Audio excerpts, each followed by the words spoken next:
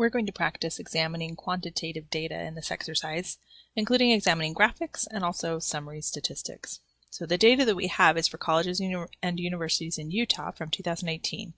The list here is for the yearly in-state tuition and fees for all of the Utah colleges. We're going to find the mean and median, and then create an appropriate graph using GeoGebra.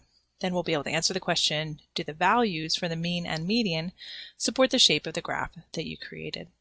So the first thing we need to do is to open up the spreadsheet in GeoGebra. And then you can either type in your data, or if you have it saved elsewhere, you can just paste it in. So here's the data that we're going to work with. And then to find the mean and median, we want to highlight the data that we want to use.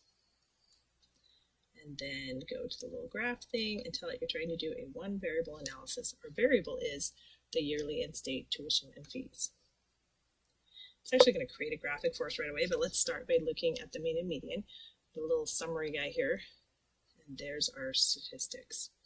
So what we have first is we have the mean of 9,000, let's just round to the nearest dollar, so 9,449. So our mean in-state tuition and fees are $9,449. And then the median is farther down in our list, that's $6,248. So our median is $6,248. And we notice that there's a really big difference between those, right? And that's going to give us a clue about the shape of the distribution. If we come back and look at the first graphic that GeoGebra offered to us, that's our histogram here. What would you label this axis? GeoGebra's not good at doing that. The axis should be labeled in-state tuition fees for 2018. So if we look at this graph, we've got a lot of observations, a lot of the colleges that are down in this smaller range, and then we have some skew as it goes up to the right here. So this graph has significant right skew, and you can adjust a little bit how you're binning or grouping these to see what it tells you about the graph. But they're all showing us that same thing, that we've got a lot of skew to the data. Somewhere around there seems to be about right. So a lot of our observations are in the same smaller bin here, and then we've got this high outlier. And remember, we know what that is from our data set. That's Westminster College at the $33,560 per year. And then we've got this little group of also pretty high ones, University of Phoenix, Provo College, and Stevens-Heidegger. Okay, let's look at some other graphics that are available to us. So the histogram is the first one, and that's a good graph for quantitative data. Then it lists a bar chart. That would not be appropriate because we use bar charts for categorical or qualitative data sets. The box plot is an appropriate graphic for quantitative data. I don't really like it when it's all stretched out, so I tend to shrink it up a little bit, get the picture looking a little better there. So notice this one is marking that lower limit and the median, and then we're seeing that high outlier there also. Okay. So box plot's appropriate and definitely shows the right skew that we were talking about. What else? We've got a dot plot. You can create dot plots for quantitative data, and that's appropriate.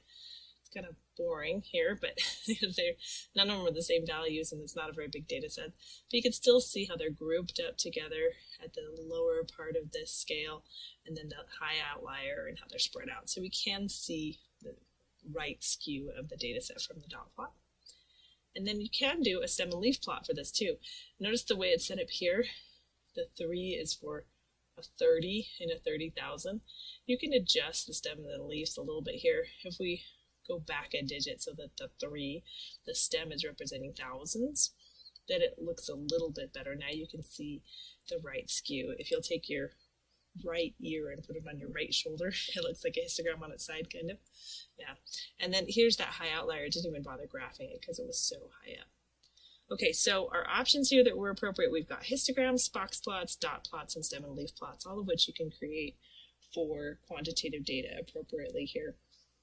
Now, which one would you pick? So if you were trying to explain this data set to someone, which one would you pick? My inclination is the histogram. I think it does a nice job of really showing how many observations are in that lower group and then showing the skew to the data. And you could adjust a little how you want to do your bars to show that, how wide you want to group those categories. But I think that's a nice choice. And does it match? Well, yes. That higher value for the mean shows how it's being pulled by those high outliers, and we're seeing that in the graphs by seeing the right skew to the graphs.